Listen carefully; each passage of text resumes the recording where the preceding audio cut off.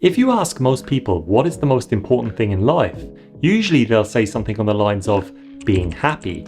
But happiness is sort of a vague term, and even in its most obvious form, it tends to be reactionary rather than something that is long-term or everlasting. Instead, a more achievable variant of happiness is peace and calmness, and as Naval Ravikant says, peace is happiness at rest, and happiness is peace in motion. It's been shown in both experiments and surveys that a lack of inner peace tends to lead to more serious health issues, reduced performance, memory, and perceived intelligence, and it leads to overall lower life satisfaction. So how I personally distinguish peace from calmness is peace is the state that you should aim for, and calmness is the quality that a person possesses. Calmness itself is largely correlated with your ability to dissect, interpret, and resolve your own thoughts, feelings, and emotions. Essentially, these qualities make up both emotional maturity and wisdom.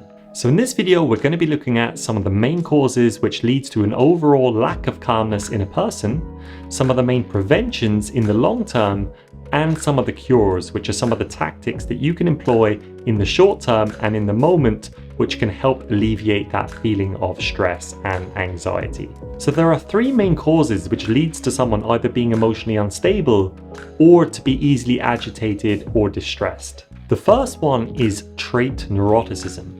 And in previous videos, I've covered the concept of the big 5 personality traits, and one of those traits is neuroticism, which correlates with negative emotion and your experience of it. Since this is a personality trait, it has roots in both nature and nurture, or in other words, it has ties to both your genetics and your overall upbringing. As I've covered previously, personality traits can be hard to change, but they are actually dynamic, and they change both over time naturally and in response to changes in your environment. It is important to remember though, if you are trying to change some aspect of your personality or a particular trait, such as neuroticism, don't expect instant changes, as it takes time for your body and mind to register certain changes in your environment and for time to pass long enough so that these changes take effect. Just like going to the gym, the results are usually only visible in the long term because of some kind of long-term process or practice that you're putting into place.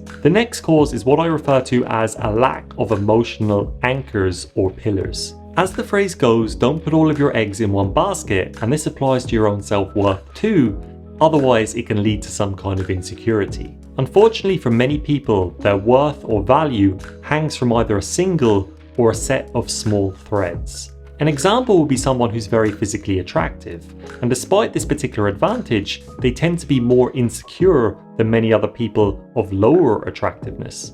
This is because for this person, their beauty is their value, so anything that compromises their beauty ends up lowering their own sense of self-worth. The only way around this is to diversify your own self-worth portfolio, and in turn, this will lead to its capacity actually increasing. Personally, I like to think of self-worth as a platform, and any platform needs some kind of stable structure or pillar to keep it upright. The more solid pillars you have, the more likely it is that you're able to withstand any kind of damaging blow to any one of those pillars. For me, those pillars are family, friendship, romantic relationship, career fulfillment, and health.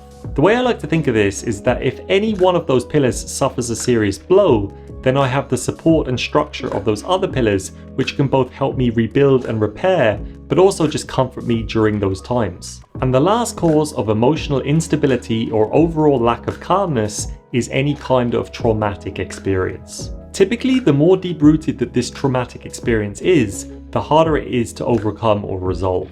I've covered quite a few videos on mental health and how to make the most of your own personal circumstances, so feel free to check out that playlist if you're interested. So now we move on to the long-term prevention strategies, which tends to be the more proactive aspect and one that correlates more with wisdom. The first one here is to build up your overall perspective and your emotional understanding, and this can be achieved in many different ways. One of the ones that I tend to gravitate towards the most is to learn more about your mind, its inner workings, and overall general psychology. There are plenty of books, videos, and podcasts available in these topics, so building up this understanding can really help in the long term. So if this one helps you accumulate mental tools for the future, then the next one is more about the past, and that is introspection and reflection. To paraphrase that saying, the best way to prepare for the future is to study the past. And unless you're really coming to terms with what you've actually experienced, then you won't actually be equipped to be able to deal with what may come in the future.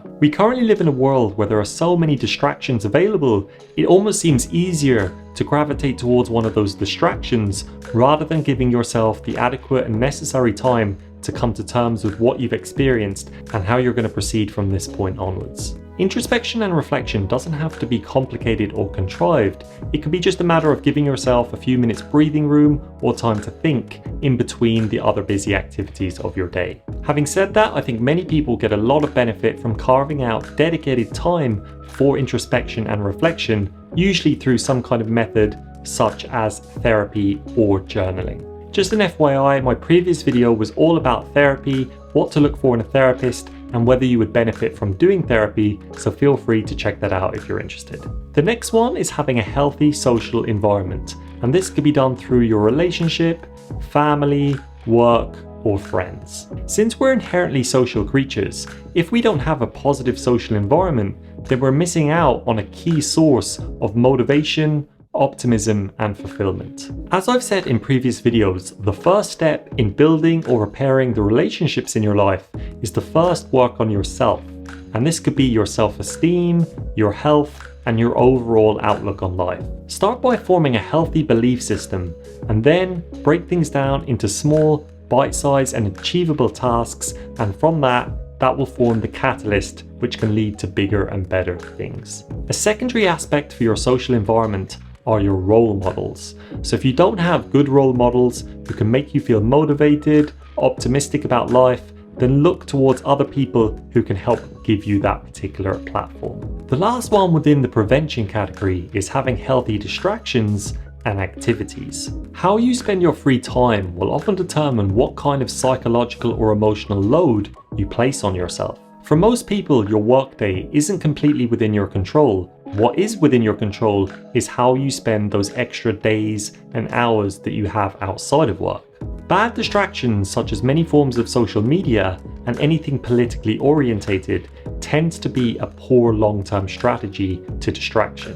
While they may serve the purpose of distracting yourself from your other problems, they actually create new ones, and those problems combined with the old ones tends to compound, and you end up just placing a larger weight on top of you. When the number and magnitude of your problems reaches a certain threshold, typically you're much more likely to fall into the trap of some kind of addictive activity. Addiction is, in many cases, an attempt to try and escape or avoid your own emotions or reality. However, positive activities, particularly ones that are socially orientated, usually gives you a deeper sense of connection and fulfillment. So if those are the long-term strategies that you can employ that can help you develop a framework of prevention, then what I'm about to speak of next is more about how to deal with things in the moment. The first one is relaxation techniques, and this might seem trivial or underwhelming, but the reality is, if you get used to dealing with stress in a particular kind of way,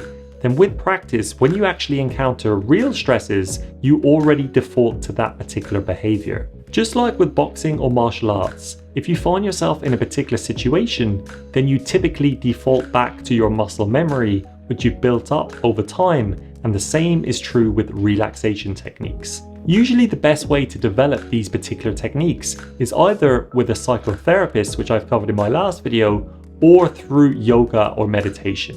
Meditation is the very powerful practice which instills calm by activating your parasympathetic nervous system, helps you remove distractions, and helps you come to terms with your thoughts, feelings, and emotions. The next thing that helps you deal with things in the moment is having adequate self-esteem. I often like to think of self-esteem as correlating with the type and size of the problems that you take on. This is because someone with low self-esteem doesn't think that they're capable of actually achieving something, so they don't even try in the first place, whereas someone with high self-esteem thinks that the bigger problems are actually achievable. The end result of this is if you're focusing on the bigger and more interesting problems, then you tend to be less focused and concerned with the more trivial and less necessary ones. This helps you develop a mindset where if small irrelevant things go wrong, then internally you'll be telling yourself that you have bigger fish to fry, you're beyond this, and these particular things are not worth your energy. And the last one is self-discipline. As I've said many times, it really helps to think of discipline as some kind of muscle that could be trained over time. Not only does displaying discipline in the smaller and less relevant things matter, but actually it helps you develop that overall discipline muscle, so when it comes to the bigger things, you already have that particular tolerance built up. In fact, there's a particular part of the brain called the AMCC, which is effectively your discipline muscle, and the more you do things that you actually don't want to do, the stronger that muscle gets, and when it comes to the big things that you don't want to do but you know you should do, you're able to more effectively do them. The other thing with self-discipline is over time you actually identify with this self-discipline. So in other words, you think of yourself as someone who is self-disciplined. So when it comes to doing the things that you don't want to do, you're more likely to do them because you believe that you're the kind of person who would do this. Where this really relates to calmness is that when you have a particular trigger, if you're self-disciplined, you're able to resist the temptations of interacting with this negative event, and you're more likely to stay calm as a result. Over time then, you actually think of yourself not just as a disciplined person, but also as a calm person, because you're not actually triggered as much by these events, and therefore when you see the result of your own calmness over and over again, you tend to believe that you must actually have those particular qualities. So that's it for this one. I hope you enjoyed or found it interesting. If you did, then feel free to subscribe, like, or leave a comment down below. Otherwise, I'll see you in the next video.